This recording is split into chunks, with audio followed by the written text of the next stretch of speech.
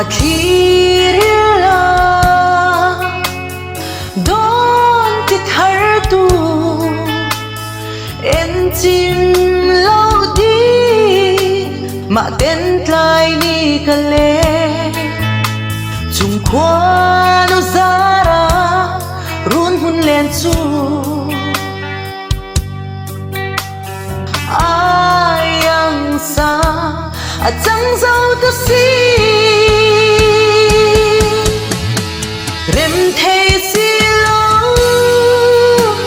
a chiang len dun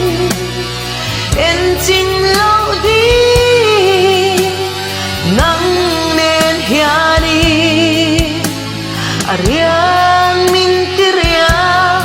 mai thon tu so lo leng di zu awai chu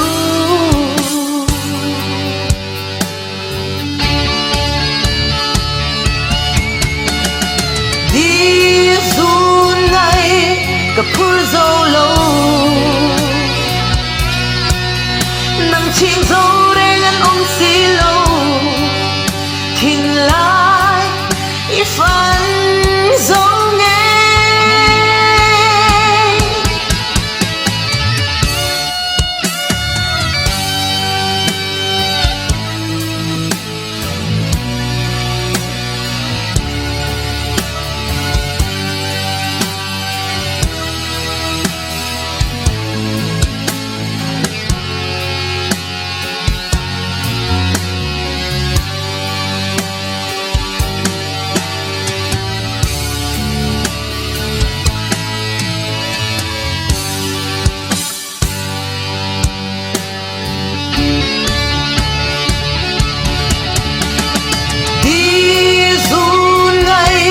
ka phur zo lo nang ching zo reng an om si lo hin la